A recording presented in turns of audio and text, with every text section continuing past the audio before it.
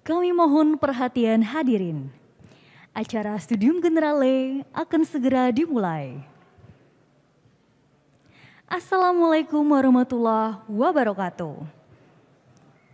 Selamat pagi. Salam sejahtera bagi kita semua. Pada hari ini, Rabu 15 Februari 2023, kita akan mengikuti Studium Generale bersama Kepala Otorita Ibu Kota Nusantara IKN, Bapak Insinyur Bambang Susantono, MCP, MSCI, PhD. Dengan topik, Ibu Kota Nusantara, Kota Hutan Berkelanjutan. Acara hari ini akan diawali dengan menyanyikan lagu kebangsaan Indonesia Raya. Hadirin dimohon berdiri.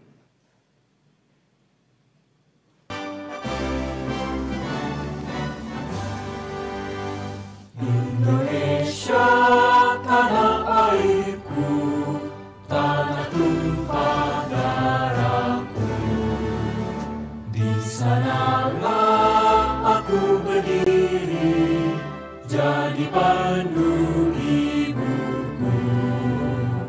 Indonesia, kebangsaanku, bangsa dan tanah airku. Marilah kita berseru, Indonesia bersatu. Hiduplah tanahku, hiduplah negeriku, bangsaku, rakyatku semuanya. Bangunlah jiwanya, bangunlah badannya, untuk Indonesia Raya. Indonesia Raya, merdeka, merdeka, tanahku, negeriku yang ku cinta.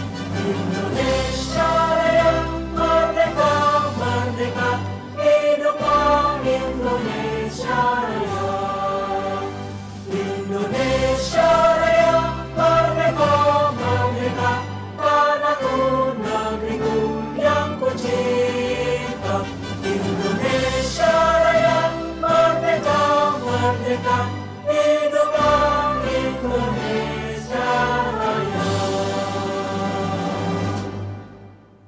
Hadirin disilakan duduk kembali.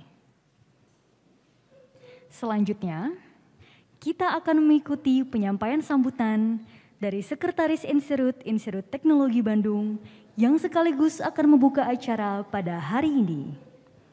Kami silakan dengan hormat Profesor Wijaya Martokusumo. Assalamualaikum warahmatullahi wabarakatuh. Salam sejahtera. Selamat pagi para hadirin yang saya hormati. Selamat berjumpa lagi ya pada acara mata kuliah Studium Generale yang diselenggarakan secara luring. Dan mungkin juga ada beberapa yang akan mengikuti melalui YouTube streaming ITB.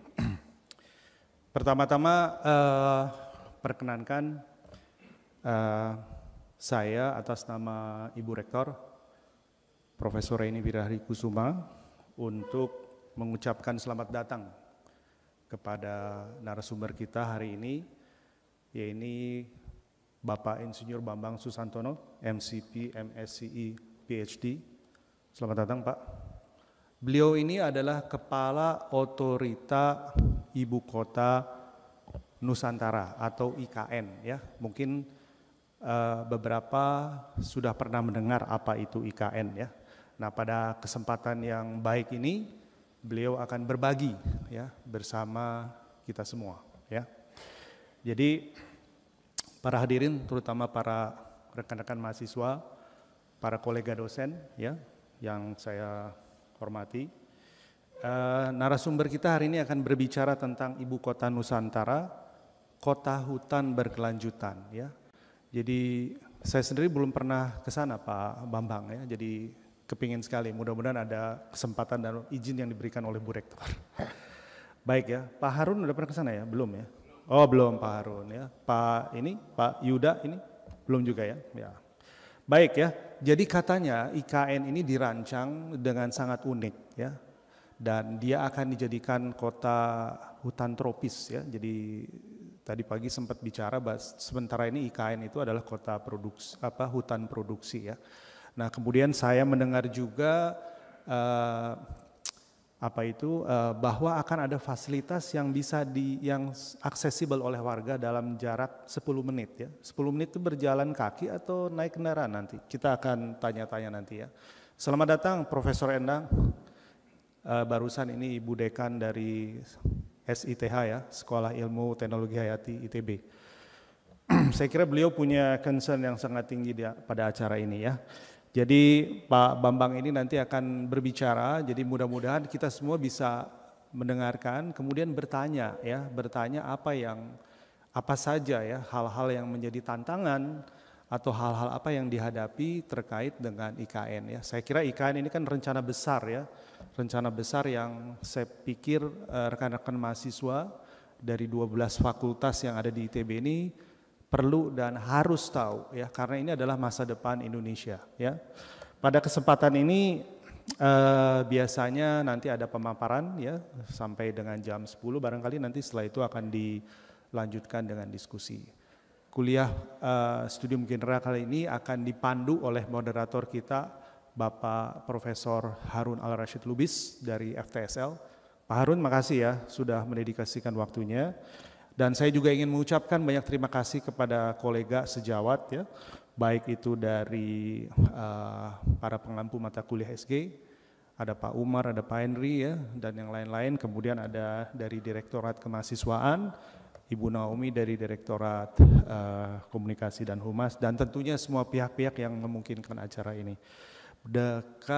Dengan mengucapkan Bismillahirrahmanirrahim, secara formal acara ini saya buka. Terima kasih. Wassalamualaikum warahmatullahi wabarakatuh.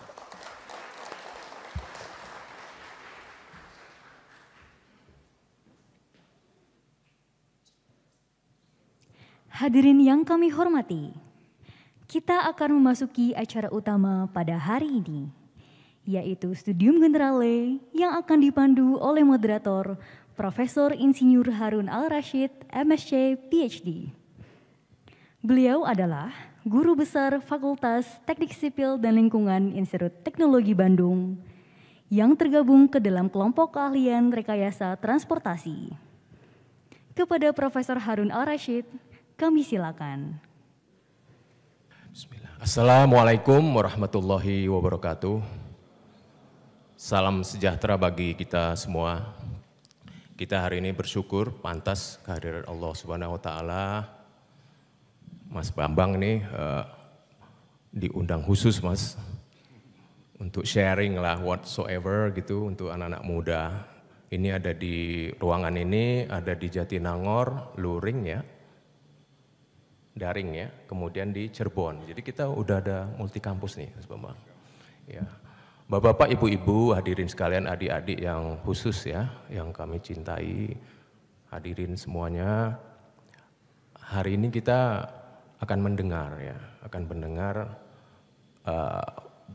apa udah sampai mana otorita. Episodenya udah panjang ya, kalau saya barangkali nggak akan bertele-tele. Intinya sekarang delivery, secara governance, secara hukum, undang-undang, bahkan terakhir ada debat di MPR untuk merelasikan bahwasanya kita butuh dana publik yang pasti dan ajak selama 10 tahun ditaruh di dalam pokok-pokok haluan negara ya, kalau nggak salah. Pak Bambang sebagai otorita boleh kita quote unquote ya, kita sebut sebagai gubernur Mas ya, gubernur daerah khusus Nusantara, mungkin nanti merangkap lagi sebagai otorita.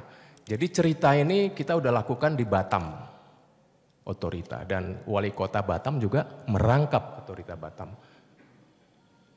Pengembangan infrastruktur udah banyak kita lakukan, jembatan Suramadu, dulu jembatan Selat Sunda Mas ya, masih terkatung. Sekarang justru yang ditembak bukan infrastrukturnya, tapi kutub.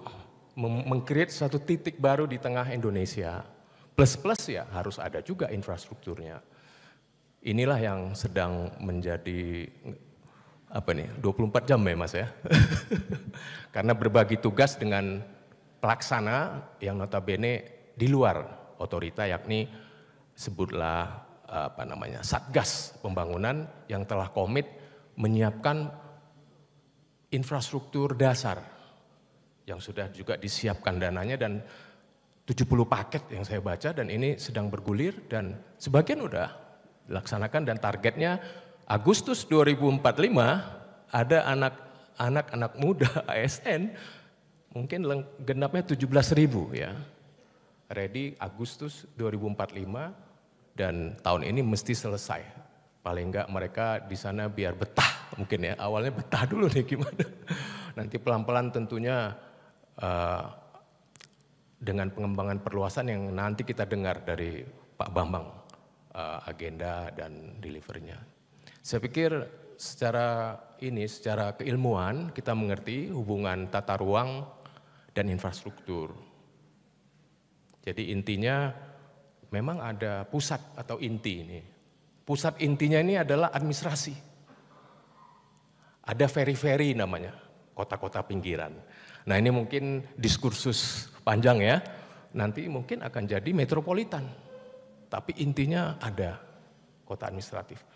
Di mana-mana kita mengerti kota inti kadang dengan feri-feri ini akan sharing orang, sharing jasa dan lain-lain. Nah ini mungkin wacana ke depan yang harus kita kawal. Mungkin hari ini Mas Bambang silakan nanti kita sharing dari hal-hal yang sangat basic yang udah dilakukan, dan sekarang intinya mau masuk ke delivery.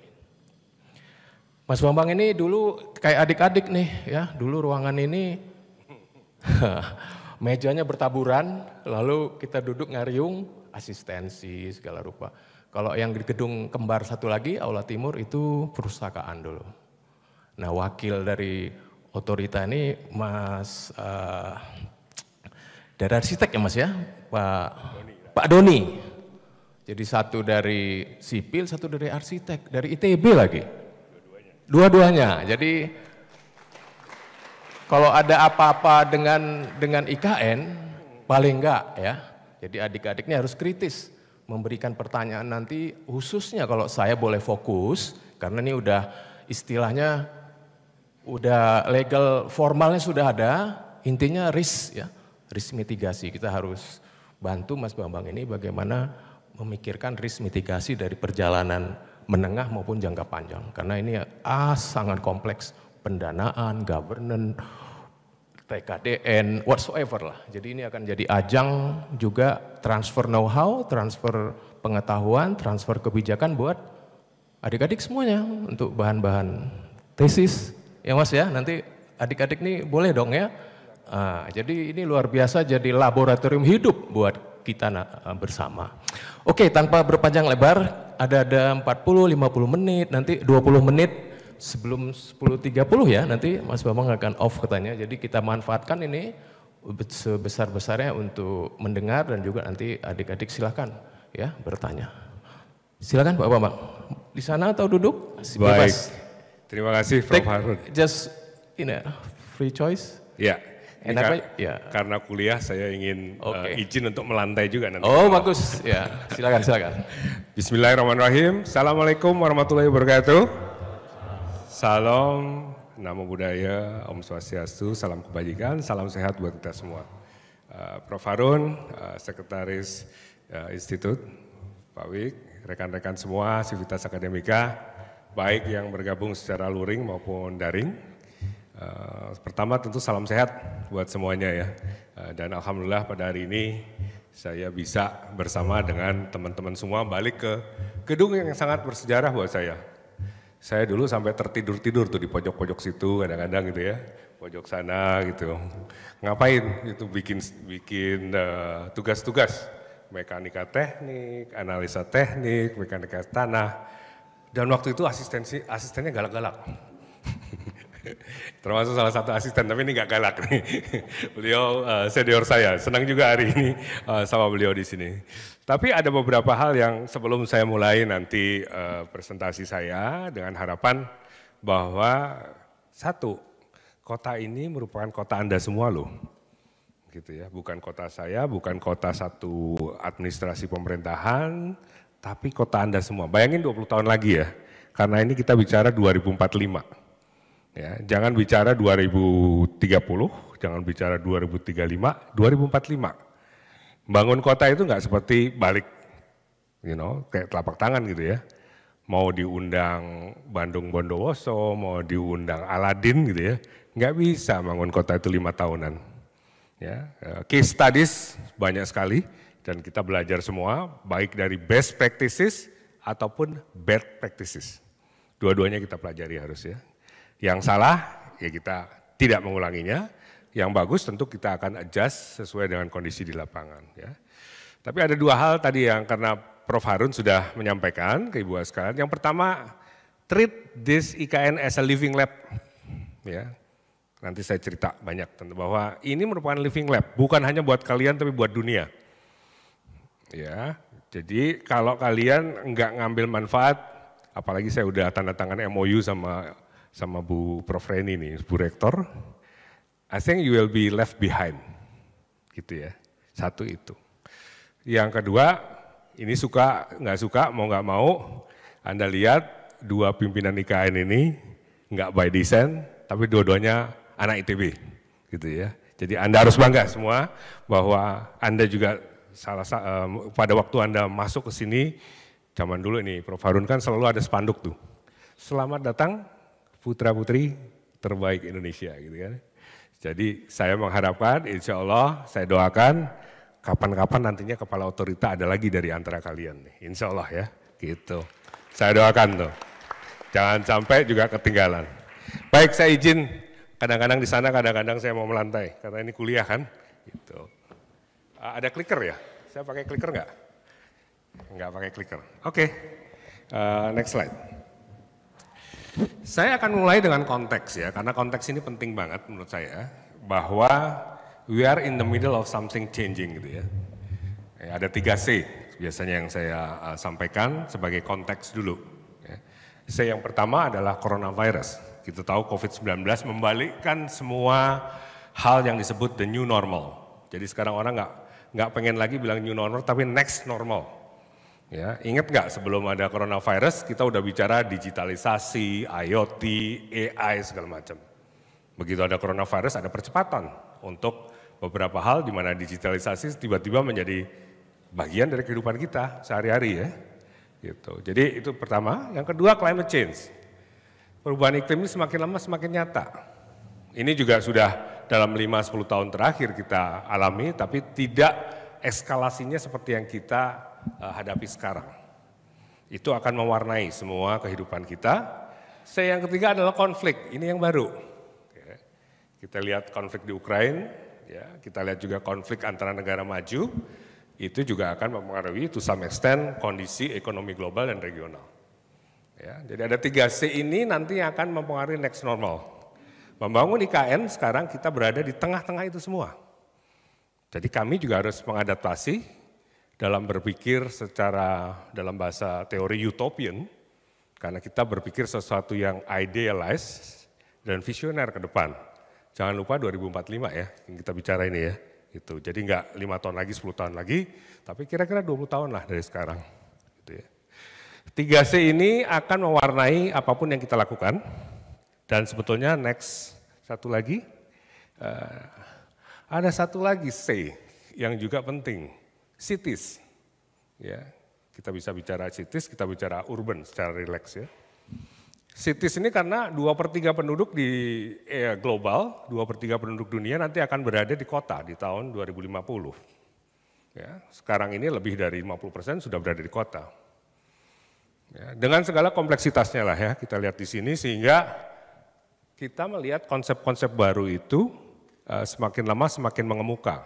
Smart cities misalnya ya, inclusive planning, sustainable transport yang sebelumnya juga kita sudah ada konsepnya, tapi kemudian ditambah digitalisasi tadi ya, ditambah climate change, jadi berubah misalnya sustainable green and smart cities. Ya, ada lagi misalnya sustainable energy. Kita semua sekarang di drive untuk renewable energy.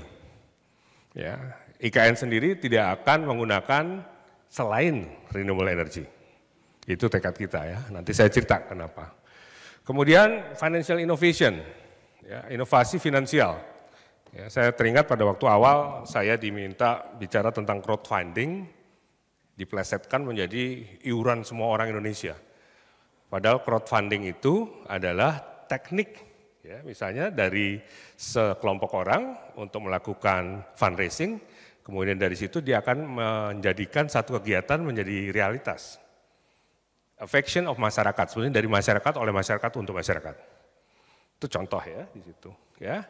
Jadi konsep-konsep baru ada di sana dan kebetulan sebelum di IKN ini saya bertugas di Asian Development Bank di Manila, Bank Pembangunan Asia, dimiliki oleh 68 negara. Saya kebetulan menjadi Vice President Indonesia yang pertama yang menduduki jabatan Vice President di institusi itu dan saya punya kesempatan pada waktu itu untuk belajar dari 68 negara ini. Ya, ini contoh-contoh lah beberapa negara yang menggunakan beberapa pendekatan baru karena 3C tadi tambah 4C karena ada CITES ya, konflik, climate change ya, kemudian tadi coronavirus, climate change, konflik dan satu lagi CITES 4 ya. Maju lagi coba. Oke, saya nggak akan berlama-lama di sini tapi yang saya ingin sampaikan ke teman-teman semua adalah ada pendekatan baru yang evolving ya. Ini semua dunia pada satu tahap perubahan yang kita semua, to be honest, belum tahu endingnya seperti apa. Ya, apakah pendekatan untuk climate change nanti akan bertabrakan dengan inklusivitas di kota, misalnya begitu ya, atau yang lain? Ya, we are in the middle of change, itu yang pasti. Ya. Lanjut. Nah ini sudah, saya kira lanjut lagi biar cepat. Nah, ini ada 3 buku, kalau mau download silakan, harusnya free ya. 3 buku saya pada waktu saya di Asian Development Bank, kita langsung membuat satu analisa tentang COVID-19. Hampir semua kota merasa nggak siap pada waktu itu dihantam oleh satu jenis virus yang seperti COVID-19, coronavirus ya. Sehingga fasilitas kesehatan nggak siap, jaminan sosial nggak siap, apalagi nanganinnya. Kolaps nih, hampir semua cities kolaps pada waktu itu. Ya. Teman-teman yang dari planologi tentu tahu bahwa pada waktu mendesain kota, seringkali fasilitas kesehatan ini tidak embedded, tidak integrated ya, ke dalam keseluruhan urban planningnya, and manajemennya. Ya. Seringkali infrastruktur aja yang ditaruh di situ. Ya. Karena infrastruktur memang seksi ya, transport, water, energi dan sebagainya. Tapi health and education jarang sekali kita masuk di dalam perencanaan urban planning and management yang terintegrasi. Ya. Apalagi health, education, social protection, 3 hal itu yang kemarin kita temukan di dalam salah satu studi ini, terutama yang sebelah kiri ya, itu memang kurang sehingga ada satu revitalisasi, satu rethinking di dalam teori bagaimana membuat satu urban planning and management yang terintegrasi, yang komprehensif, yang holistik. Ya, buku saya yang di tengah itu adalah pengalaman berbagai kota pada waktu nanganin coronavirus, konflik, dan yang paling kiri kanan dari Anda itu menarik karena ternyata kembali informal sektor di kota, urban informal sector, itu berfungsi sebagai 2 sisi. Satu sisi kita seolah-olah enggak mengenalnya, sisi lain itu adalah kartu pengaman. Ya, ini by research. Sekali lagi semua yang di buku-buku ini tentu kita lakukan research untuk menemukan beberapa fakta, data di lapangan ya. Nah itu, jadi kalau pada mau download silahkan Google aja nanti pasti diarahkan ke websitenya ADB ya. Lanjut. Nah, ada yang dari planologi nggak di sini? Ngacung. Nggak kelihatan ya. Jadi kalau di ada tuh. Planologi itu ada yang 101 tuh ya, teori dasar itu kan 3D ya. Density, diversity, design. Kita dalam mendesain kota itu pasti akan masuk ke 3D itu. Ya. Density, kepadatan, diversity, keragaman, dan kemudian design with nature. Ya. Tapi dengan tadi perkembangan dari 3C tadi, ada perkembangan climate change, ada perkembangan teknologi dan sebagainya, maka tambah 2D lagi. Satu adalah digitalisasi, karena sekarang yang namanya smart cities itu adalah keniscayaan. Hampir semua kota pengen jadi smart cities. Ya. D yang terakhir adalah dekarbonisasi, karena climate change. Hampir semua kota juga ingin agar punya skenario bahwa mereka akan mengurangi emisi karbonnya. Caranya gimana? Mereka go green biasanya. Ya, semuanya go green. Jadi misalnya elektrifikasi dari transport, public transport. Ini areanya Prof. Harun nih. Nah, di semua kota ke arah sana sekarang. Pakai renewable energy, pakai hydrogen, pakai solar power panel atau pakai EV, electric vehicle ya. Jadi ada konsep baru 5D. Ya, density diversity design ini biasa, kita udah belajar, tapi ada 2 lagi tadi, dekarbonisasi dan digitalisasi. Ya, lanjut. Nah, saya akan mulai dengan IKN sekarang ya. IKN itu enggak berdiri sendiri, pindahan ibu kota ya. Saya izin ke bawah ya, kan kuliah kan. Gitu. IKN itu adalah bagian dari visi Indonesia 2045 by Bappenas. Ya. Kalau Anda buka planning Bappenas di visi 2045, Anda akan melihat bahwa memindahkan ibu kota itu adalah salah satu dari kegiatan yang akan dilakukan dalam rangka Indonesia ini akan mentas dari middle income status. Ya, kita pengen enggak cuma di pendapatan menengah dong, kita pengen mentas kayak Korea Selatan. Ya, jadi yang income yang high income status. Dan itu kita harapkan 2045 kita akan menuju ke sana. Caranya gimana? Macam-macam. Di situ ada skenario macam-macam. Tapi salah satunya adalah bahwa Nusantara ini akan menjadi super hub dari ekonomi kita di tahun 2045. Ya. Jadi ini bukan berdiri sendiri, nggak cuman orang seenaknya aja, oh kita pindah ibu kota, enggak. Ada studinya ya, tapi itu udah lewat lah. Saya dan Pak Doni memosisikan diri, posisi kita adalah melaksanakan amanat Undang-Undang Nomor 3 2022, yaitu membangun IKN. Ya. Saya tukang insinyur, Pak Doni arsitek kebetulan. Saya alumni sipil, beliau arsitek, ya kombinasi yang bagus kali ya. Gitu. Jadi kita bangunnya itu kita gitu. Masalah debat politik segala macam biarlah orang lain. Tapi bagaimana membangun IKN menjadi ibu kota yang akan menjadi super hub ekonomi di tahun 2045. Nah itu kita akan meletakkan landasannya. Ya. Lanjut. Nah ini kasus unik loh. Kalau teman-teman Google research tanya ChatGPT misalnya, gitu ya. Ada nggak ibu kota yang pindahnya itu ke pulau lain? Coba lihat. Biasanya ibu kota itu pindahnya dalam satu land base istilahnya. Ya, kalian lihat misalnya Myanmar seperti itu, Kazakhstan seperti itu, Putrajaya di Kuala Lumpur seperti itu, di Amerika juga seperti itu, ya, Brasilia City juga seperti itu. Tapi kita uniknya ini pindah ke pulau lain, gitu ya. Saya nggak akan bicara kenapa ke situ segala macam, udah lewat itu ada ininya, sudah ada di studinya. Tapi yang menarik buat teman-teman semua adalah fakta bahwa ini satu yang living lab tadi loh. Bisa di research lagi nih. Kedepannya sukses apa enggak sih?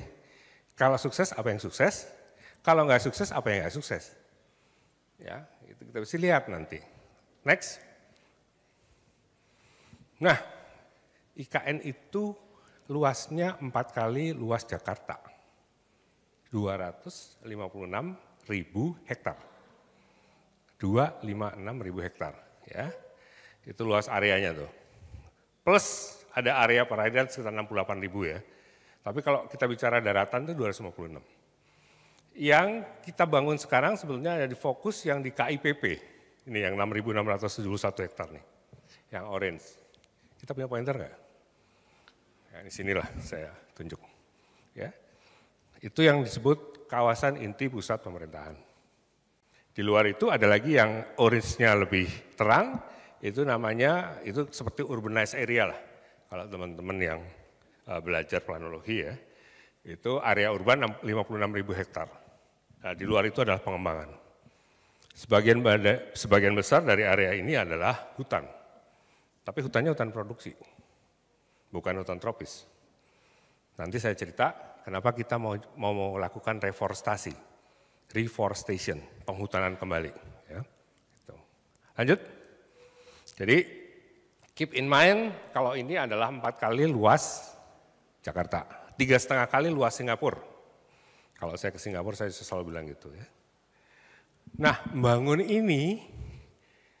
kota ini, nggak ada bangun kota yang cuma 5-10 tahun ya. Coba lihat di best practices, coba Google, coba research gitu ya.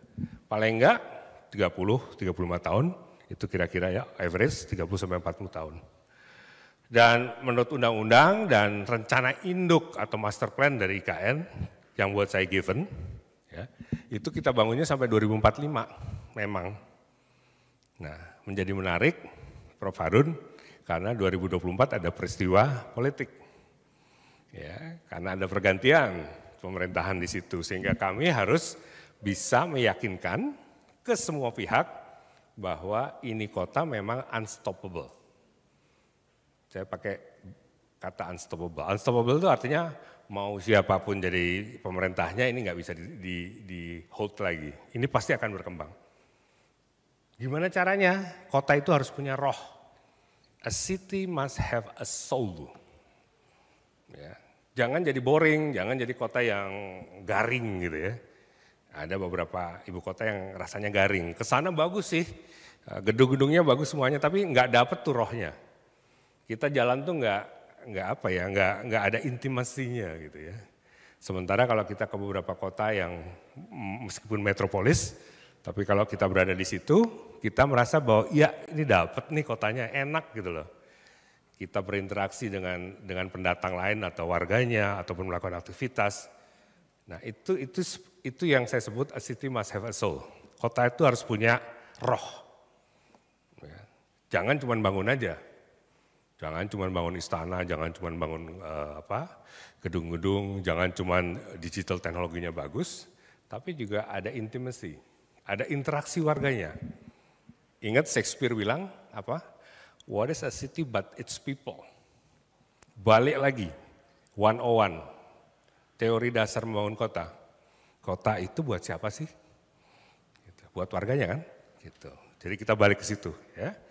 Nah jadi ini akan dibangun secara bertahap. Waktu saya cuma 5 tahun, jadi saya harus meletakkan dasar-dasar bagaimana di dalam perjalanan itu nanti insya Allah kita melihat satu step by step yang continue. Ya, ada istilah lagi, satu lagi, self-propelled city. Ya, kota yang memang akan berkembang dengan sendirinya. Karena dia sudah punya roh tadi. Karena dia sudah punya warga di situ yang akan mendukung dia dalam perkembangan selanjutnya. Lanjut. Nah, ada 5 karakter kota ini yang kita pakai. Ya. Dari kiri ke kanan, yang pertama green, ya hijau. Green ini tentu kaitannya dengan environment, lingkungan hidup, climate change, ya termasuk biodiversity segala. Yang kedua adalah cerdas, smart cities. Yang ketiga adalah inklusif, karena ini adalah kota buat semua, a world class city for all. Jadi ini bukan cuma buat orang kaya, orang yang punya duit saja, bukan punya yang tua saja atau middle age, tapi juga buat young generation dan sebagainya ya, itu inklusivitas. Tangguh itu resilient. Tadi di awal saya sampaikan bahwa COVID-19 misalnya ya, itu membuka kotak Pandora bahwa banyak kota yang tidak siap. Kota mungkin siap terhadap guncangan atau shock untuk ekonomi atau finansial. Kota mungkin bisa melakukan adaptasi dan mitigasi untuk climate change. Tapi banyak kota yang tidak siap untuk masalah health atau masalah pandemi. Nah kita harapkan kota ini punya resiliensi, ketahanan, ketangguhan untuk apapun shocknya dia bisa lewat. Jadi jaminan sosialnya bagus, fasilitasnya bagus, sosialnya bagus, educationnya bagus misalnya gitu ya. Dan yang terakhir kalau kita bisa punya 4 ini, maka sustainability-nya, keberlanjutannya insya Allah terjaga. Sebagai kota yang akan berkembang. Gitu ya. Jadi ini 5 tagline, 5 keywords yang kita pakai dalam membangun kota Nusantara. Lanjut. Nah ini paling penting sebetulnya. Ini banyak yang teman-teman yang belum kenal, belum tahu. Bahwa dari 256.000 hektar yang saya sampaikan tadi, yang 4 kali luas Jakarta, kita cuma bangun 25% loh. Ya. 65% akan dikembalikan menjadi tropical forest. Yang tadi cuma hutan produksi, yang sekarang hutan produksi, kembali lagi fungsinya menjadi hutan tropis. 10% kita cadangkan untuk area-area hijau, misalnya agriculture segala macam. Ya, karena kita ingin ada food security juga di situ nanti. Ya. Apa artinya ini semua? Jadi kita melihat bahwa nature ataupun alam, makanya disebut sustainable forestry, kota hutan yang berkelanjutan. Ya, kalau teman-teman Google mungkin bisa dapat sustainable green city, sustainable smart city atau forest city. Tapi tagline sustainable forest city itu menurut saya satu konsep yang baru. Ya, gimana kita bisa hidup in harmony dengan nature. Jadi ini kan people, nature, and culture ya. 3 ini yang kita mainkan gitu ya. People and nature, sama di tengahnya ada culture. Karena di sana misalnya ada masyarakat adat yang juga melakukan aktivitas di hutan misalnya gitu ya. Nah, sustainable forest ini barang baru nih. Itu juga living lab buat sementara orang. Gimana sih kita nanti hidup berdampingan dengan alam? Ya, kalau misalnya kita setiap hari buka pintu, ketemu ular nih di depan. Ini forest loh, ini hutan loh. Jadi kita chance-nya probabilitas ketemu ular sangat tinggi. Mau diapain ularnya? Gitu ya. Ketemu misalnya biawak. Yang ekstrim lagi ketemu beruang madu. Gitu ya. Yang ekstrim lagi ketemu buaya di sungai.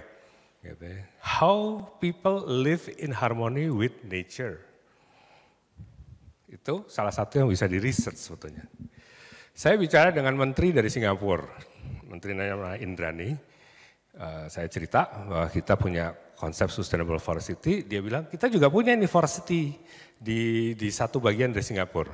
Ya. Dan katanya mereka mengalami hal-hal yang mereka tidak pikirkan sebelumnya.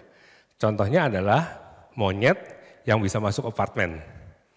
Tuh, monyetnya bisa buka katanya, dia bisa buka window-nya, bisa buka jendelanya, bisa masuk, bahkan bisa buka kulkas. Nah, gini-gini bisa jadi nggak gitu ya? Saya ingat, saya juga ada satu kejadian nih, saya nginep di salah satu hotel di Bali yang dekat tempat-tempat monyet gitu ya. Saya breakfast nih Prof, pagi. Pulang breakfast, saya lihat kamar saya berantakan nggak karuan. Termasuk obat segala macam, ya kan kita harus bawa obat kalau flu segala macam ya. Itu obat dicecer-cecer ternyata. Ternyata ada monyet yang masuk dan dia bisa buka window-nya, bisa buka jendelanya. Itu di Bali. Ya. Nah ini hal-hal yang saya kasih ilustrasi, ini mungkin terjadi loh nanti ke depan. Gimana cara kita hidup berdampingan dengan itu tadi ya. Mereka juga sama dengan kita, fauna ya, flora, fauna dan sebagainya. Makanya kita sustainable forest city. Nah kembali ke sini ya, habis ini apa ya, saya lupa nih. Coba satu lagi setelah ini. Sebelum ini kalau gitu ya. Ini yang penting kembali, ini penting banget nih. Nusantara menyatakan bahwa kita akan menjadi kota netral di tahun 2045 ahead dari netral, status karbon netral di Indonesia. Ya, di Indonesia itu kan 2060 ya, kalau nggak salah ya, baru menjadi zero ya. Tapi kalau di kita pengen ahead, 2045 sudah jadi karbon netral. Artinya apa? Artinya emisi karbon dioksida yang ada di sana, yang di 25% dari kota itu, yang kita kontrol menjadi urban green area, nggak boleh ada kendaraan pakai BBM masuk sana, semuanya pakai renewable energy dan sebagainya. Itu nanti akan bisa di offset oleh 65% dari tropical forest kita. Ya. Jadi tropical forest itu nanti akan berfungsi sebagai carbon sink. Dia akan men-suck up istilahnya ya, menyedot karbon. Sehingga nanti balance-nya di accounting-nya, greenhouse gas accounting atau CO2 accounting kita akan bisa offset. Ya, Dan itu harapan kita 2045 sudah terjadi. Ya. Nah ini banyak yang langsung jatuh cinta begitu saya bilang ini. Gitu ya. Look, kita nggak main-main, kita akan mengembalikan kejayaan tropical forest di Indonesia. Ya, di zaman dulu kita seringkali disalahin, illegal logging misalnya gitu ya, deforestation, bikin gundul hutan nggak karuan gitu ya. Tapi di sini kita malah reforestation. Ya, reforestation artinya menghutankan kembali jadi tropical forest. Enggak cuma itu, tapi juga biodiversity-nya kita ingin juga nature positif. Ya. Gimana caranya? Sekarang kita sedang bikin baseline, survei baseline. Sehingga kita tahu nanti year by year, ya, tahun by tahun, itu kita meningkat biodiversity-nya. Adalah tekniknya, saya bukan ahlinya gitu ya. Jadi itu yang perlu diinikan dari slide ini, di garis bawahi, lanjut. Nah, ini beberapa hal yang kita lakukan, satu reforestasi tadi, ya, beberapa tempat kita lakukan penanaman kembali dan juga komposisinya itu juga harus menjadi hutan tropis. Ini ada persemaian Mentawir, di Mentawir ya, itu kapasitasnya 15 juta hingga 20 juta pohon per tahun. Ini hanya salah satu dari persemaian yang pohon-pohonnya akan kita pakai untuk nanti menjadikan dari tadi yang mungkin tropical hutan produksi menjadi hutan tropis. Ya, itu yang persemaian ini. Nah, yang ini kita ingin memperlihatkan bahwa kita akan benar-benar lihat keanekaragaman hayati, biodiversity sebagai kekayaan kita. Ya, kalau pernah dengar immersed tunnel, tol yang akan masuk di bawah laut di daerah sekitar ini, ada 1,5 sampai 2 kilo lah. Kenapa kok harus masuk ke bawah laut? Gitu ya. Karena kita ingin memprotek area di daerah itu.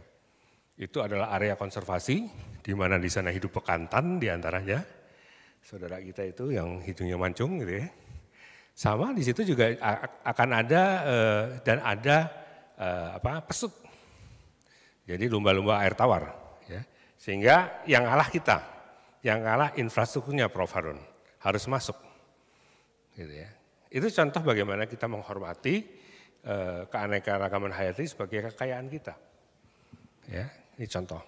Next. Nah, ini juga penting karena tahun lalu di konferensi perubahan iklim yang di Mesir, kami sudah mendeklarasikan bahwa kita sudah mulai studi untuk membuat roadmap tadi. Di 2045 kita harus karbon netral. Ya, insya Allah tahun ini di COP28 yang akan berlangsung di Abu Dhabi, kita akan mempresentasikan itu. And this will be the first capital city in the world that has LDC istilahnya, locally determined contributions. Nanti cari deh apa itu namanya locally determined contributions.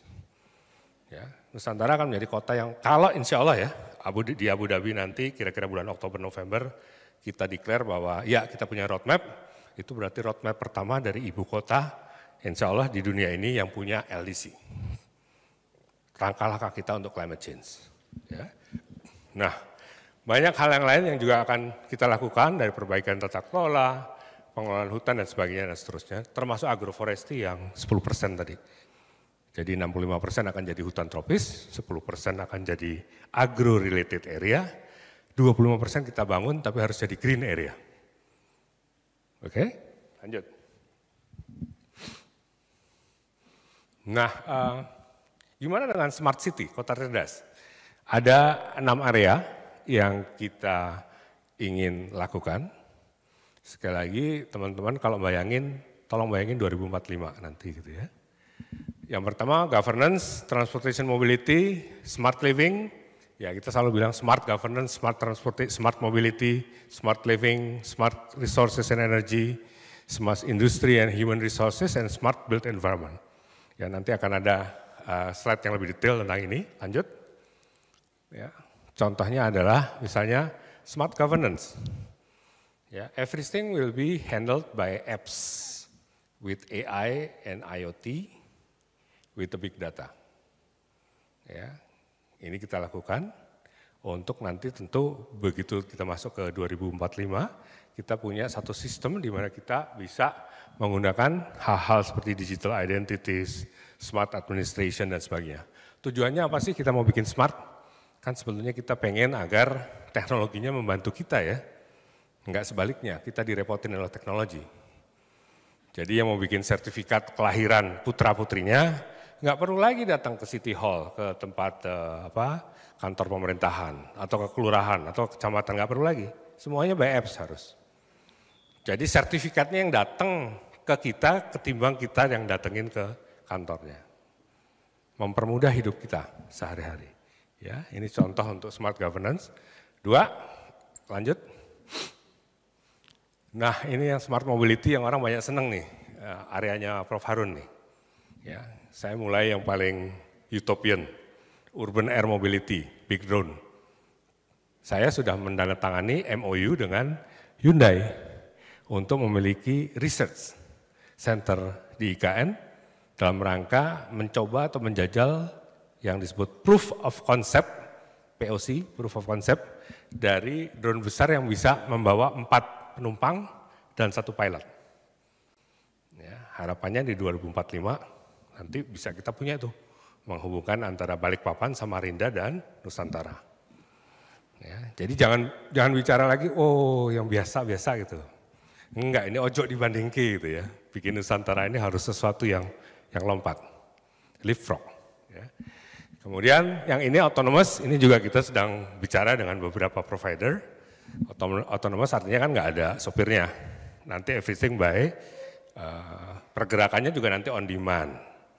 Artinya nanti kalau misalnya Prof. Harun mau melakukan perjalanan dari titik A ke B, saya mau ke X ke Z, kemudian Prof. mau dari R ke S gitu ya, nanti dia akan buat rutenya sendiri pada jam-jam tertentu. Jadi nggak ada trip yang sia-sia. Kan kalau sekarang kita di halte ada orang, nggak ada orang datang tuh. Kalau ini nanti nggak. Kita bikin yang benar-benar on demand. Ya, jadi mobility as a service ceritanya begitu.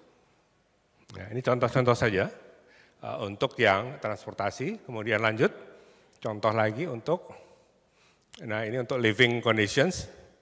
Nah ini yang menarik ya, teman-teman semua, adik-adik semua. Kita sekarang punya percontohan di satu desa digital, namanya Desa Bukit Raya. Ya, nanti di Google aja, kalau mau lihat YouTube-nya mereka punya podcast loh. Ini desa nih, di IKN, namanya Bukit Raya. Ya. Nah mereka itu cerita begini, kalau zaman dulu Pak ada emergency, kebakaran, ada maling, ada yang harus melahirkan dan sebagainya, kita kan pukul kentongan ya. Kentongan dipukul sehingga satu orang desa, satu desa itu dengar. Sekarang mereka pakai apps, ada panic button. Ya, ada panic button. Pencet, semuanya bunyi. Ngek gitu. Nah, ini ada sesuatu nih gitu. Saya bilang, waduh saya di Jakarta aja kalah nih. Kita nggak ada panic button di Jakarta. Mereka udah pakai gitu ya. Kemudian mereka ngurus beberapa hal di kantor desanya, di kantor kelurahannya juga pakai apps. Gitu. Daftar misalnya anaknya lahir gitu ya, kemudian ada yang mau kawin gitu, ada yang mohon maaf, ada yang wafat, itu juga bisa dilakukan secara apps. Ini contoh-contoh di dalam smart living yang kita ingin wujudkan nanti. Lanjut. Ini cepat aja ya, tapi ini untuk water resources, waste management, and renewable energies. Gitu. Saya kira ini nanti banyak teman-teman di sini juga yang bisa berperan nih, Prof. Harun dan Prof. ini. Jadi kalau sekarang yang namanya truk sampah itu kan, kalau bikin rute selalu rutin gitu ya. Kalau di sana nanti enggak, binnya penuh misalnya gitu ya, baru nanti akan dia menentukan rutenya. Contohnya begitu. Tapi kita juga akan melakukan zero waste policy untuk waste management ini. Lanjut. Saya akan cepat di sini. Nah ini untuk human resources kita pengen juga ada untuk UMKM nantinya, ya ada satu afirmatif lah gitu buat teman-teman di UMKM. Ada smart tourism, Ya, smart tourism ini kita harus melihat antara daya dukung lingkungan, kenyamanan pengunjung misalnya begitu ya, dengan flow, ada crowd management di sana, itu kita juga lakukan dengan apps, insya Allah gitu ya, dan seterusnya. Lanjut, saya cepat aja supaya kita bisa banyak diskusi. Nah ini untuk build environment, untuk bagaimana kita mengelola buildings, facilities, kemudian juga pada waktu konstruksi sekarang kita juga ingin menggunakan berbagai teknik, salah satunya digital twin. Ya, dengan digital twin kita bisa melakukan simulasi apa yang terjadi di lapangan, bagaimana arah anginnya, bagaimana energinya nanti akan dibangun, bagaimana kalau nanti ada kondisi lain yang kita harus lakukan di lapangan. Ya. Jadi ini penting digital twin karena memang kita di dalam melakukan planning and programming akan memakai approach seperti itu. Lanjut. Nah, Ibu sekalian, ini 2 slide dari terakhir. Yang saya ingin tekankan adalah Presiden Jokowi itu menyatakan bahwa ini bukan cuma memindahkan ibu kota, bukan cuma membangun istana baru, bukan cuma membangun gedung-gedung yang mungkin desainnya unik. Tapi yang lebih penting ini adalah satu lompatan ke depan, a new ways of working, living, and learning. Ya, 2045 diharapkan ini ada transformasi Indonesia ke depan. Ya, sehingga inilah salah satu wahananya. Nusantara ini hanya salah satu wahananya. Ya. Jadi jangan dilihat bahwa ini hanya cuma bangun kota, bukan. Ini merubah paradigma, membangun peradaban baru. Itu yang disampaikan oleh Presiden. Dan oleh sebab itu, maka segala sesuatunya tentu kita harus coba proyeksikan ke depan. Ya, new ways of working, new ways of living, and new ways of learning. Ya, di sana itu nanti di kantor-kantor pemerintah nggak seperti kantor pemerintah sekarang, seperti co-working space. Ya, banyak yang kita bisa harus lakukan dengan digitalisasi. Koordinasi juga nanti akan lebih humane gitu ya, lebih terasa karena kita mungkin workingnya itu nanti banyak sekali tempat-tempat yang kayak kekinian lah kalau zaman sekarang. Itu ya, itu pesan Presiden. Ya. Nah, saya ingin mengakhiri dengan satu hal di mana ini banyak sekali disenangi oleh audiens global, bahwa IKN Nusantara adalah the hope, harapan untuk tidak hanya Indonesia tapi dunia dalam 3 hal. Ya. 1, saya tadi sudah cerita tentang climate change, perubahan iklim. Kalau di Nusantara kita bisa wujudkan carbon neutrality by 2045, maka itu akan menjadi salah satu model untuk dunia dalam menghadapi perubahan iklim. Ya. Ingat itu, 1 adalah we are part of the global campaign of climate change. Dan hope-nya ada di Nusantara. Yang kedua, tentang biodiversity, keanekaragaman hayati. Saya tadi cerita bahwa kita sekarang sedang melakukan studi baseline untuk mengukur kira-kira biodiversity kita seperti apa sih. Rusak ya udah, presentasikan bahwa itu rusak.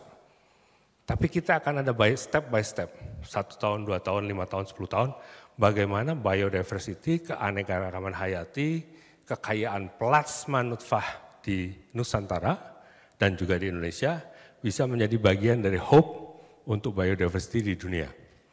Ya, 2 ini, iklim dan biodiversity ini, dua-duanya setiap tahun di dunia ini ada orang kumpulnya, Conference of Party, COP. Ya, kita ingin menjadi pemain di situ dan kita ingin menjadi bagian dari global campaign. Dan yang terakhir tentu saja Sustainable Development Goals, SDGs. Ya, SDGs ini abstrak buat banyak orang. Tapi kalau kita bicara bahwa dengan SDG, air misalnya ya, air di Nusantara akan sustainable dan bisa diminum. Gitu. Kita nggak lagi standarnya air seperti di kota-kota lain, tapi harus bisa diminum. Air quality-nya harus bagus, ya, kualitas udaranya juga harus bagus. Jadi kita akan menawarkan kondisi di mana kita akan hidup dengan lebih nyaman, lebih aman, tapi juga terkoneksi secara global, digitally connected, gitu ya. Nah, jadi inilah 3 campaign kita yang pada waktu saya di World Economic Forum di Davos, saya cerita ini, kemudian ada beberapa tour saya ataupun kunjungan saya ke beberapa negara, ternyata sambutan dari international community untuk ini sangat baik. Ya, nah, saya ingin agar kalau global community itu bagus, harusnya kita di Indonesia juga harus lebih bagus lagi karena kita yang punya lahan gitu ya. Begitu banyak tesis, begitu banyak skripsi, begitu banyak proyek yang bisa kita kembangkan dan insya Allah begitu banyak juga nanti hal-hal baru yang kita akan temukan. Yang sebelum ini kita nggak temukan. Ya, kekayaan biodiversity dari hutan Kalimantan misalnya, banyak yang belum dieksplor. Ya. Ya, mungkin itu akan jadi obat untuk cancer, obat untuk berbagai jenis penyakit yang sekarang belum ketemu. Who knows? Ya, gitu. Jadi ini kampanye kita dan terakhir, Ibu sekalian, adik-adik saya yang saya hormati, saya banggakan, saya kepengen ITB ini nggak cuma lihat gitu ya. Ada satu kuotasi nih, coba dikeluarin kuotasinya. Ada satu quote yang saya senang. Ya, some people make things happen, some watch things happen, while others wonder what happened. Ya, jadi ada orang yang cuma lihat tadi, oh ada apa sih di IKN gitu Prof. Yang lain cuma bingung, ini apa ya gitu. Tapi buat ITB harusnya yang pertama, you have to make things happen in IKN Nusantara. Saya tutup di sini. Assalamualaikum warahmatullahi wabarakatuh. Waalaikumsalam warahmatullahi wabarakatuh. Luar biasa. Saving 5 menit, jadi ada ekstra tanya jawab 25 menit nih. Karena Pak Bambang 10.30 off ya. Adik-adik semua hadirin sekalian, Bapak Ibu, kita udah mendengar kerangka STO namanya ya. Kerangka strategiknya udah tadi, lalu taktikalnya, how-nya, lalu operation ya. Nah, ini mungkin kita nanti saya yakin banyak pertanyaan sekitar operation, bagaimana mengantar ini strategic visions ya 2045. Lalu kita Indonesia ada 2060 untuk net zero. Lalu Indonesia maju, adil dan makmur, berdaulat juga 2045. Saya pernah ngecek data Pak Bambang, ini sekedar nanti memprovo adik-adik ya. Itu pertumbuhan penduduk kita, kalau kita sambut 2045 itu at least 40 million. 40 juta. Tadi kita udah mendengar kantong kutub yang mau kita taruh di timur ini, ya buletin lah 2 juta. Jadi memang urban development ini, strategi urban development menjadi kunci. Kita mungkin nggak cukup, ya. Artinya bukan hanya di Pulau Jawa, di Pulau Jawa sendiri juga mungkin kalau masih ada space. Karena apapun ini akan menjadi serbuan ya, serbuan para penduduk. Dan kita berharap memang titik baru ini menjadi flight carrier, terutama untuk me-attract ya, beragam investasi dan notabene tidak harus memenuhi prinsip-prinsip SDG, ESG dan lain-lain, dan sekarang lagi giat-giatnya green fund ya. Jadi ini ekstra playing ground lah untuk latihan sebetulnya ya. Sebelum 2060 kenapa tidak bisa lebih cepat? Karena negara-negara lain juga menetapkannya 2050 kalau nggak salah. Karena kita negara berkembang, kita minta 2060 lah, kita harus bisa menyesuaikan. Adik-adik, kita masuk ke tanya jawab nih ya. Jadi gimana nih caranya? Boleh angkat tangan, kita ambil 2, maksimum 3 dulu, nanti ada seriesnya kalau nanti waktu masih memungkinkan. Jangan lupa ya, sebut nama ya, pertanyaannya singkat jelas padat, nanti biar bisa nanti kita Pak Bambang bisa menjawab mungkin secara kelompok ya, nggak mesti satu persatu. Oke, silakan dari kiri kanan, kiri dulu ya. Oke, yang di depan ya, langsung aja deh. Ada mic-nya, yang di tengah, di tengah. Iya. Ya, selamat siang Pak Bambang. Perkenalkan saya Tommy Nugroho dari Teknik Pertambangan ITB tahun 2019. Di sini saya memiliki 2 pertanyaan. Yang pertama terkait digitalisasi dan otomatisasi tadi. Bagaimana strategi IKN ini bisa tidak menjadikan ibu kota ini sebagai ibu kota yang banyak pengangguran. Karena mengingat lapangan pekerjaan dari otomatisasi ini tentunya akan mengurangi lapangan pekerjaan bagi masyarakat. Nah, kemudian yang kedua itu ikan ini kan berada di tengah-tengah Kalimantan Timur yang notabene banyak tambang batu bara. Nah, tadi kalau misalkan dilihat dari digitalisasi dan otomatisasi itu banyak energi yang digunakan. Nah, energinya itu dari mana? Apakah dari batu bara? Kalau misalkan emang dari batu bara, jangan sampai bagaimana strategi Bapak bisa meyakinkan bahwa ikan ini bukan menjadi surga yang di tengah-tengah neraka gitu, Pak. Terima kasih. Baik, kita ambil lagi ya. Kita ambil lagi satu di tengah, silakan Mbak ya. Tadi dari tambang ya Mas? Tambang ya. Kurang tinggi, kurang rendah. Copot aja, copot nggak apa-apa. Biar lebih rileks. Ya. Selamat pagi Pak, perkenalkan saya Alzena dari Astronomi Angkatan 2020. Pertanyaan saya, tadi Bapak menjelaskan betapa canggihnya IKN ini. Tapi saya tidak mendapatkan bagaimana strategi manusia-manusia Indonesia mungkin yang belum capable untuk melakukan si digital ini, terutama kan tadi tujuannya inklusif, berlaku kepada semua orang, tua, muda, dan sebagainya. Bagaimana orang tua bisa nih berada di sana dengan tenang? Dari tadi kan belum mendengar bagaimana mempersiapkan manusia untuk hadir di sananya. Terima kasih. Baik, terakhir ya, kanan, maksudnya seri ini. Pojok kanan, nggak ada yang mewakili? Oh ada, silakan maju aja kalau nggak ada mic-nya, cepat. Kita udah tadi dari tambang, dari astronomi ya.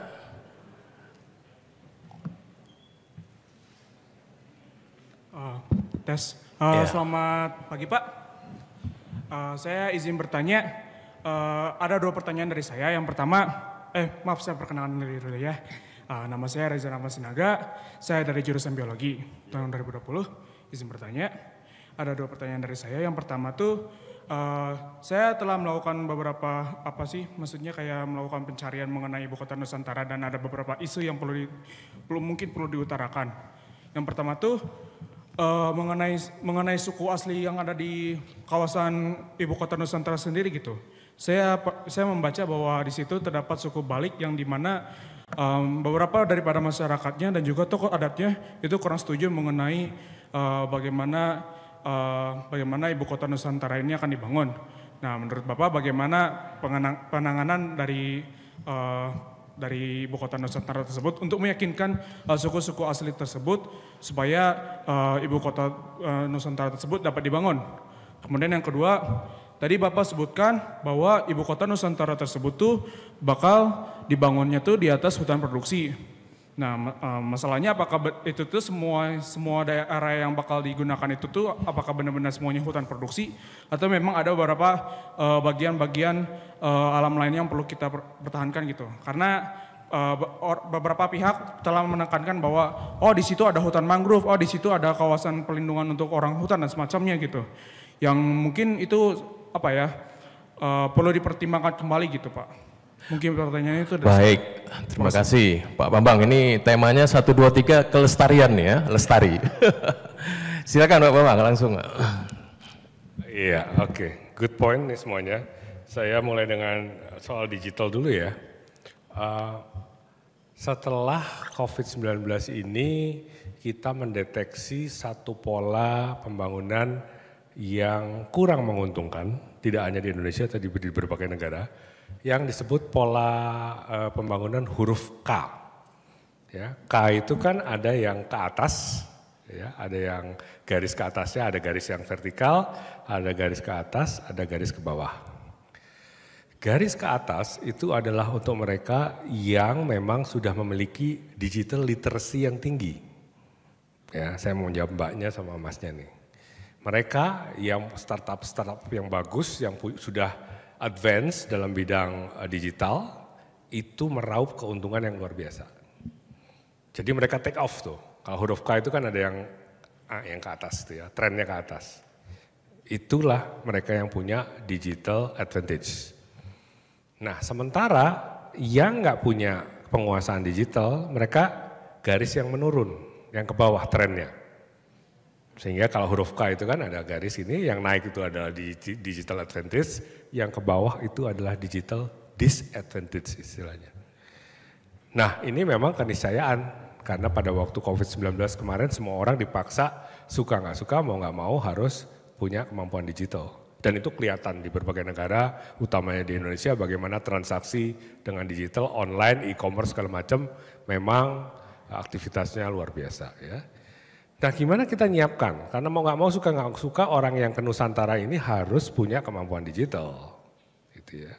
Tadi saya cerita misalnya di Desa Bukit Raya itu kita mulai memperkenalkan. Ini orang yang lokal dulu ya. Kita coba bahwa teman-teman, saudara-saudara kita yang berada di sana itu tidak menjadi penonton pada waktu terjadi transformasi digital di Nusantara. Nah, kita mulai memberikan pelatihan, ya. Nah, ini juga menjawab tadi Masnya, ada istilahnya upskilling dan reskilling. Ya, upskilling adalah skill yang kita tingkatkan untuk mengejar ketertinggalan yang bisa nanti dipakai pada waktu digital era. Sedangkan reskilling itu mungkin ada perubahan memang suka nggak suka mau nggak mau profesi. Banyak profesi yang sifatnya rutin ya dan manual itu nanti akan tersingkir. Ini sudah banyak studinya, tinggal dicari aja gitu ya referensinya. Rutin dan manual itu pasti tersingkir. Tapi yang sifatnya kognitif, sifatnya non rutin ya, termasuk yang art misalnya, itu bisa akan berkembang.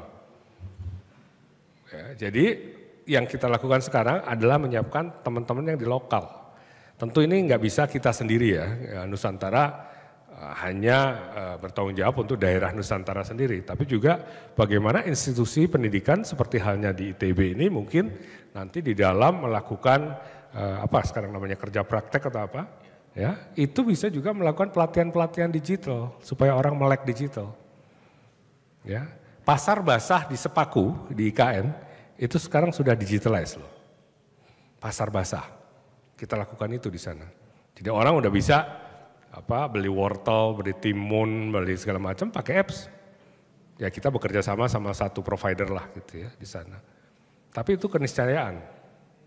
Nah, kami pada waktu melakukan reskilling dan upskilling, ada program dengan emak-emak misalnya gitu ya. Mereka dilatih karena mereka pengen misalnya buka bakery, ada yang mau buka coffee shop segala macam. Nah, kita bilang kalau cuma jual kopi nanti cuma 10.000 gitu ya. Tapi kalau namanya jadi coffee shop gitu ya, dari kedai kopi jadi coffee shop yang 10.000 bisa jadi 20.000 gitu ya. Sama kalau kue, cuma jual kue mungkin 7.500, begitu namanya jadi bakery, jadi 15.000 gitu ya. Kemudian bagaimana mereka bisa mewartakan itu, bagaimana mereka bisa motret itu, taruh di IG-nya, taruh di Facebook-nya, taruh di misalnya TikTok dan sebagainya.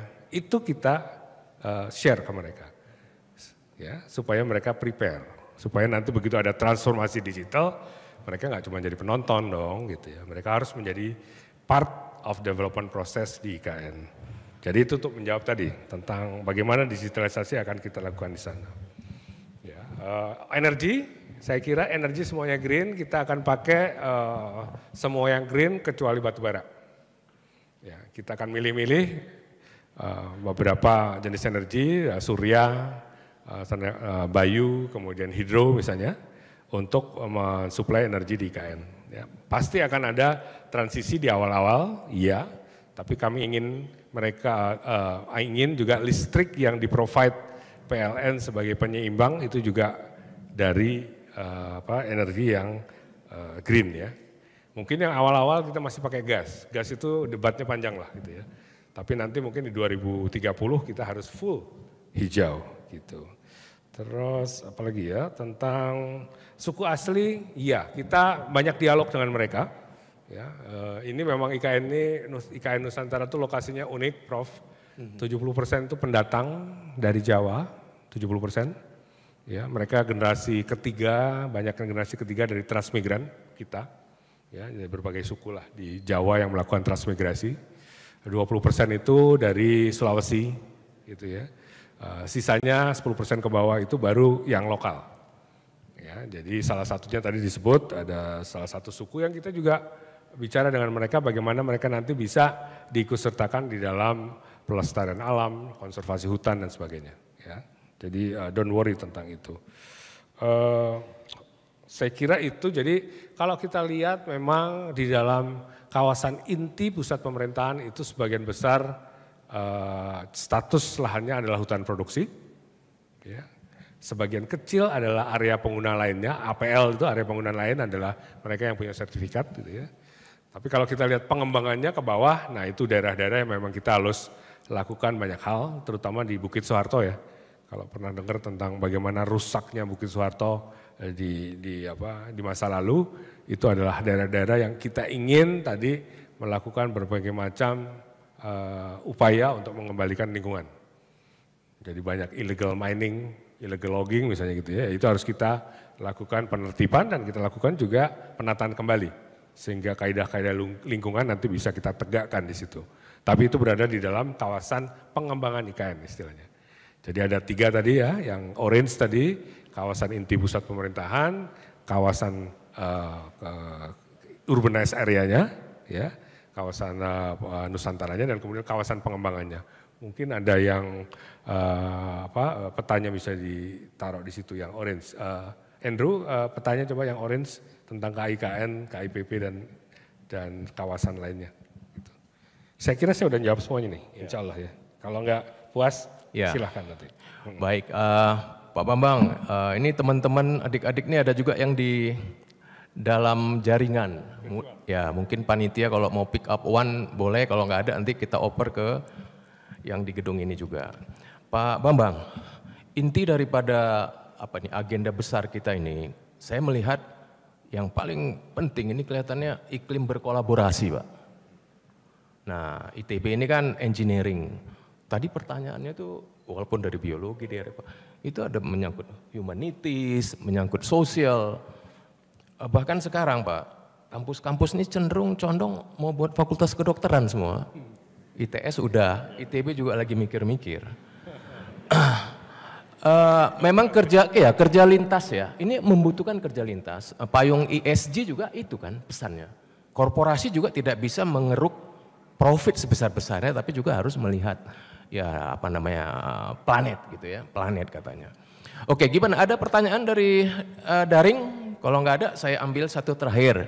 Baik, silakan ya, yang di pick up aja. Silakan sebut latar belakang, backgroundnya apa, namanya. Silakan. Oke, terima kasih Pak atas kesempatannya. Sebelumnya izin memperkenalkan diri. Nama saya Muhammad Fajrin Mubarok dari SBM ITB. Terima kasih Pak Bambang, apresiasi sebelumnya tentang penjelasan tentang grand plan dari IKN yang mungkin aku dan teman-teman juga baru pertama kali melihat. Sebenarnya yang menjadi perhatian saya adalah tentang Bapak menjelaskan kota cerdas tadi Pak. Di dalamnya ada governance, natural resource, dan energi dan lain-lain gitu. Dan ITB sendiri merupakan salah satu kampus terdepan dalam inovasi di bidang teknologi di Indonesia. Salah satunya kami Pak di SBM ITB itu mempunyai startup yang bergerak di bidang smart city.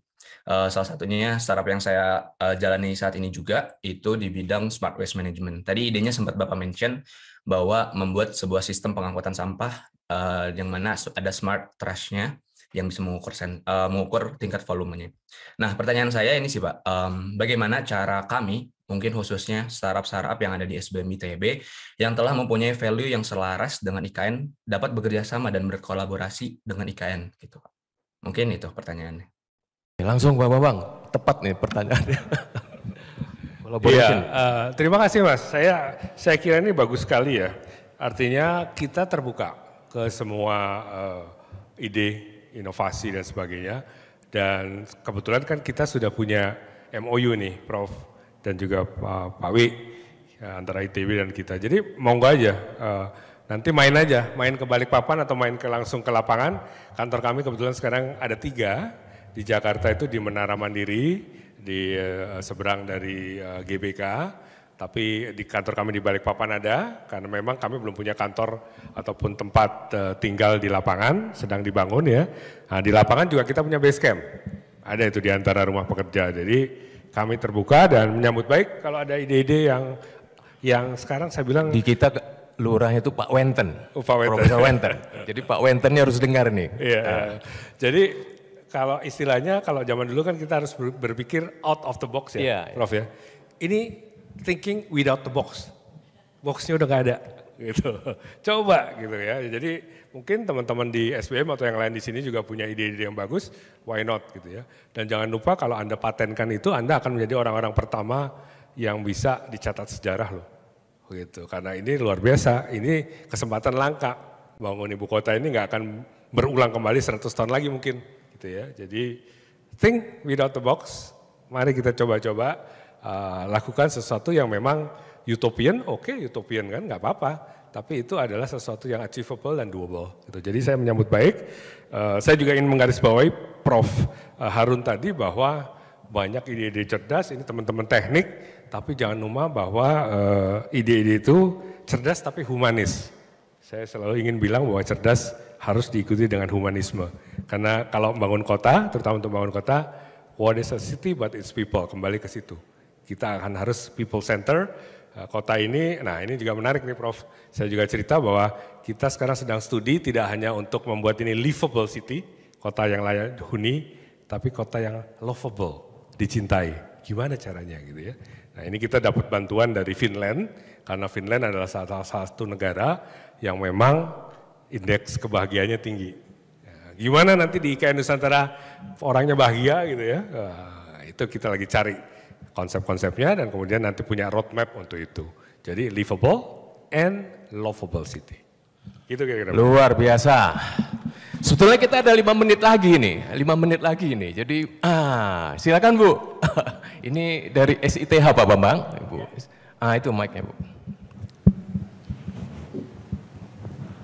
Terima kasih Pak Harun, Pak Bambang Susanto. Perkenalkan saya Endah Sulistiawati, Dekan Sekolah Ilmu dan Teknologi Hayati. Kalau dulu waktu Bapak kuliah mungkin nggak pernah dengar Pak, adanya biologi dulu. Tapi kemudian dalam perkembangan waktu itu sekarang itu kita ada rekayasa kehutanan dan rekayasa pertanian.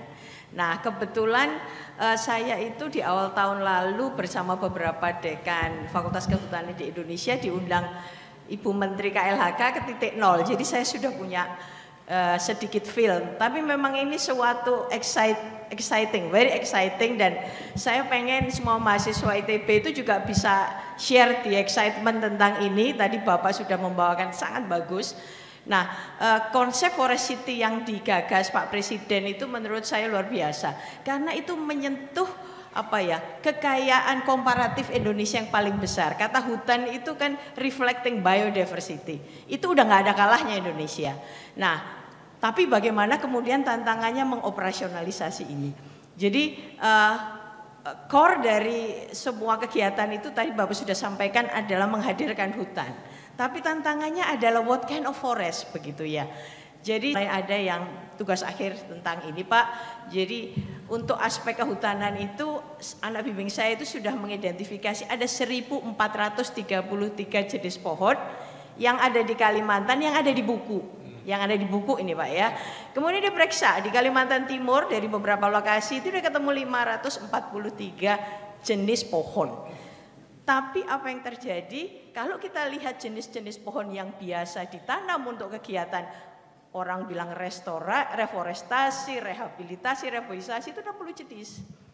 Jadi masih ada gap antara keinginan untuk bringing. Ibu bisa lebih dirapap biar. Jadi mungkin ide saya kami ingin menunggangi isu IKN itu dengan mainstreaming biodiversity di dalam perencanaan kehutanan gitu Pak di sana. Jadi dan saran singkat untuk ITB mungkin ya gimana kalau kita KKN di sana aja. Jadi kita bisa bawa mahasiswa di sana.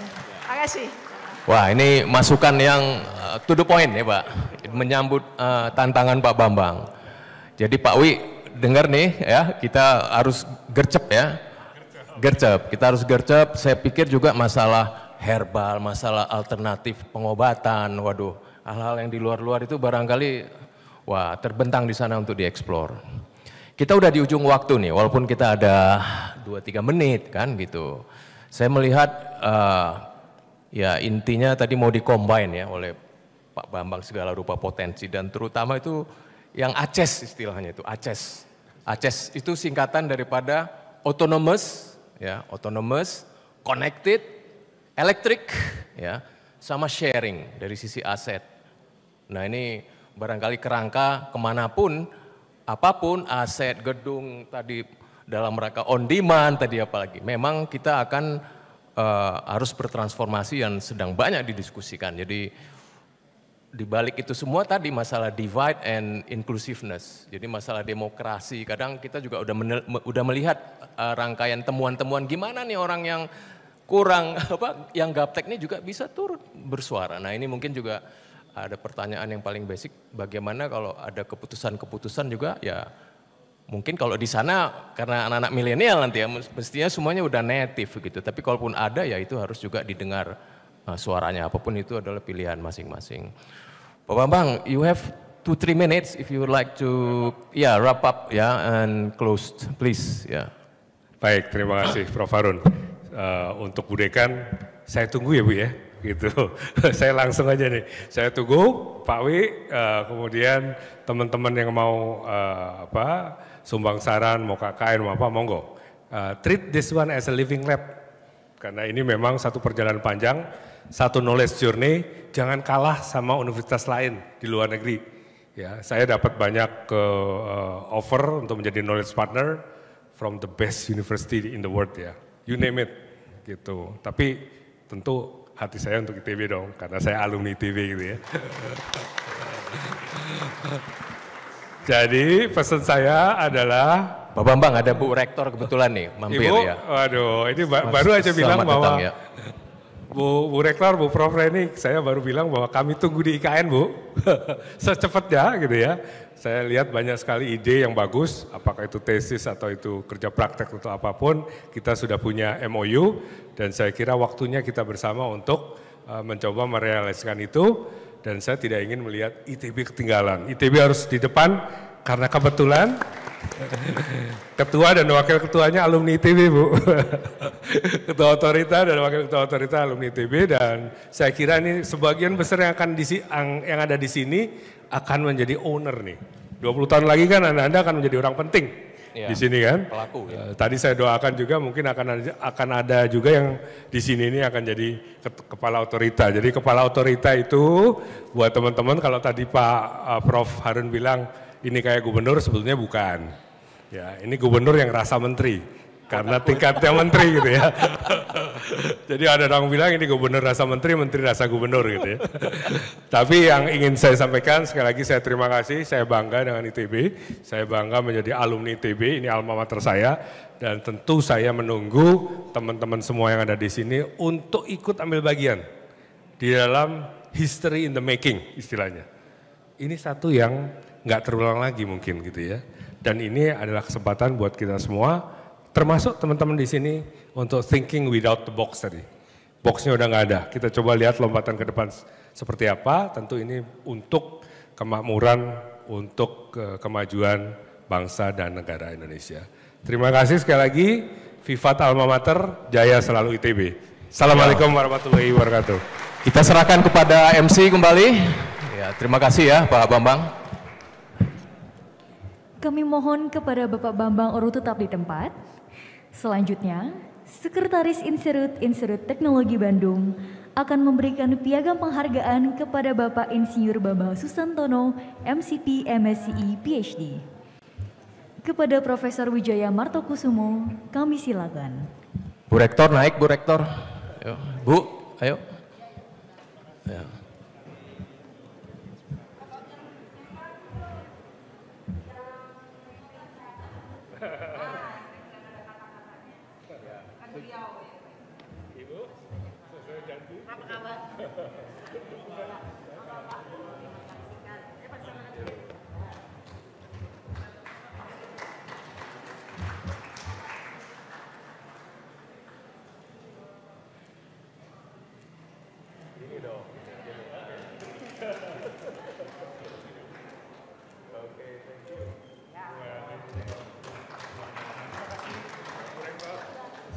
Thank you.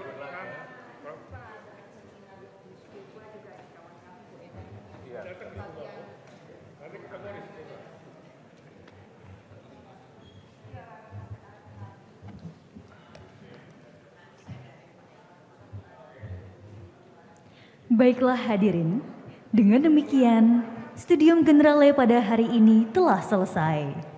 Terima kasih atas perhatian hadirin dalam mengikuti acara ini.